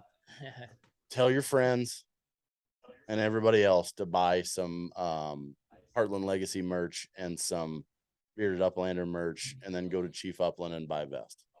Yeah. What's your website for your merch? How do we go buy your merch? Oh, I'll have a link posted. I'll actually put it on the YouTube, and then I will when we do social media, it's a long envision screen printing, blah, blah, blah, / Heartland Legacy. So, I mean, I'll upload it to all social media stuff. What's she saying now? What'd she say? She said there are no women's gear and safety orange on your merch store. There's no orange. There isn't an orange sweat. You don't need it. If you get a Chief Upland vest, you've got all the orange on it you need. Yeah. She's all about this women's clothes. Well, she needs to either grow up or, you know. Got some women's shirts on there though. Yeah, there's women's shirts on there, but I don't know if there's any orange ones. I really honestly didn't think women would want to buy it. Buy a men's one. That's what you do now. Oh, yeah. Boys, we've been on this, 2 hours? Yeah. Lauren, you got broad shoulders. Buy a men's one. Oh. Oh, yeah. Shoot. Give us the link, Tim, and we'll go on and spend some money. Yeah. We'll post it to all of our, I mean, it's up for 2 weeks. So perfect. We'll post it to all our social media stuff so everybody can see it. But yeah, like Nolan said, we're going on it's not really 2 hours. It's probably only been an hour and a half. Oh, we keep going. I can do this all night. I could too. Lauren's rolling her eyes at you. She's eye roll emoji. Yeah. No, Chief Upland's got, I think you got orange vest or orange sweatshirts, don't you? Yeah. Yeah. Just go buy a Chief Upland sweatshirt and buy all the women's stuff from ours. We don't have women's cut hoodie, but we have women's cut shirts. Yeah. Yeah, the hoodies work for anybody. And honestly, I can call Tracy and get you probably an orange women's. I just don't think that they had it in that sweatshirt, that color combination. So I'll get you an orange one, Lauren, that's a women's cut, and you'll complain about it. So but yeah, so I don't know. There's big things coming for everybody on this podcast right now. So we're really excited that Chief Upland, believes in us too, that he's willing to drive 8 hours to shoot doves with me. And oh yeah, I'm just the guy that's pumped for everybody. Like I'm pumped for everybody. I know that their hard work's finally starting to pay off a little bit. Like I feel 100%. Yeah, I just love seeing my friends win. That's it right there. Same. That's it. Yep. Except it doesn't sound like those headphones are really that good. We probably should have upgraded the price on them bitches a little bit, I think. They're only $18 at Walmart. We got it done though. Yeah, those probably aren't gonna cut it. Worries. They're fine. He needs to be like 6 years old or something to wear them damn things. Oh, I'm a small dude. They work. Yeah. So all right, boys. Well, I gotta pee really bad. Yeah, let's get off of this and we can talk again. I'm sure Jake and hopefully his wife come back and come down and do some pheasant hunting sometime this year. So we'll have a live one again in studio. But I think doing both of these, I think we should start doing it from now on. Nolan, what do you think? I like it. I think it's fun. Yeah, and have our guest, if they're on Instagram, just join. I didn't expect 100 followers or whatever, but we did break 10 a little bit ago, so we had 10 people on listening for a while there. Man, that'll work. I mean, if they come in and out, it's fine too. But yeah, like I said, everything will be on YouTube too from now on. Yeah, all of our podcasts will be on YouTube. And you can always go to if you don't, have the podcast, you just go to thebeardeduplander.com and it's on there too. So that's it, folks. And we're gonna go kill some doves tomorrow. And yeah. Well, I appreciate you guys having me on and Tim for having me out to get me on my first doves. Yep. We appreciate you coming on. One of these days, I hope to meet you in person. It'll happen. It'll happen. Yeah. Yep. We're going to go ahead and eat the rest of these poppers and drink 18 gallons of water because they're so damn hot. So, all right, this is us signing off. Thanks everybody for listening. We'll talk to you later. Yeah. Thanks guys.